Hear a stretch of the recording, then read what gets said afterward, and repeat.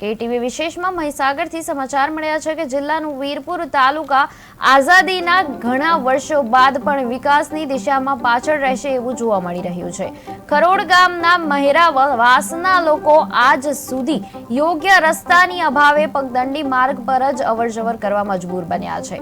અંદાજિત 25 થી 30 ઘરોમાં આશરે 200 લોકો વસતા આ વિસ્તારમાં ચોમાસાની આસપાસ રસ્તાની કાદવ સ્થિતિએ જવા મુશ્કેલી રહી છે, જે બાળકો માટે શાળા અને વ્યસકો માટે કામ ધંધા પર જવા પર બાધક બની રહી છે। બીમાર વ્યક્તિને પણ લાંબા અંતર સુધી ઊંચું કરીને લઈ જવું પડે છે અને ગ્રામજનો વારંવાર રજૂઆત કરવા છતાં તંત્ર તરફથી માત્ર આશ્વાસન જ મળી રહ્યું છે।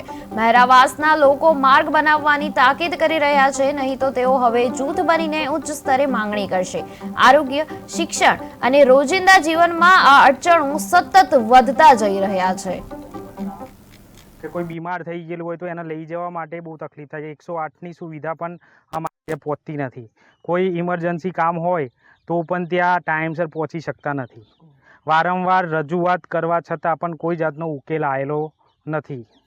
સોમામાં તો મુશ્કેલી સાહેબ, બહુ મુશ્કેલી, એટલે નહીં કહેતો કે અમારા નેહારીઓને દૂર દૂર લઈને જવાની ઘણી મુશ્કેલીઓ, અડધો લોકો શીઓ પકડે, અડધો કાદેવાળો થાય, એ બચારો નેહાન ટાઈમે ના પોકે તો માસ્તર ઊભો કરે, એ રીતે અમારી પરિસ્થિતિ છે સાહેબ। અત્યારે કોઈ હાજુ મોદું હોય તો અમારે મહેનત કરી, અમારે જમીન નહીં, મહેરાવાસમાં જમીન નહીં। અમે ગામ લોકો ત્યાં મહેરાવાસને લાવ્યા હતા ભૂયોને, અમારે કોઈ રસ્તો ના મળે, કોઈ અમારે જમીન ના મળે, છોકરા અમારા ઘેર નહીં રહેતા। દેશ આઝાદ થયો ત્યારથી લઈને આજ સુધી મારા ગામમાં પગદંડીથી વાટ ચાલે છે। અમારા ગામના ફળિયાના લોકોને સ્કૂલમાં જવું, બાળકોને સ્કૂલમાં જવું તથા ઇમરજન્સી મેડિકલ સારવાર પહોંચી શકતી નથી। 108 પણ અમારા ગામથી 2 કિલોમીટર દૂર સુધી આવે છે, તો અમારે દર્દીને ત્યાં સુધી લઈ જવું પડે। અને અમારા ગામમાં બધા પુરુષ કડિયા કામ, રોડ કામ, મતલબ મજૂરી વર્ક કરે છે અને એ ગામની બહાર રહે છે, તો સ્ત્રીઓ એકલી ગામડે રહે છે, તો એ લોકો કઈ રીતે લઈ જાય? તો અમારી સરકારશ્રીની એ માંગ છે કે તમે કોઈ પણ દિશાથી ગમે ત્યાંથી રસ્તાનો નિકાલ કરી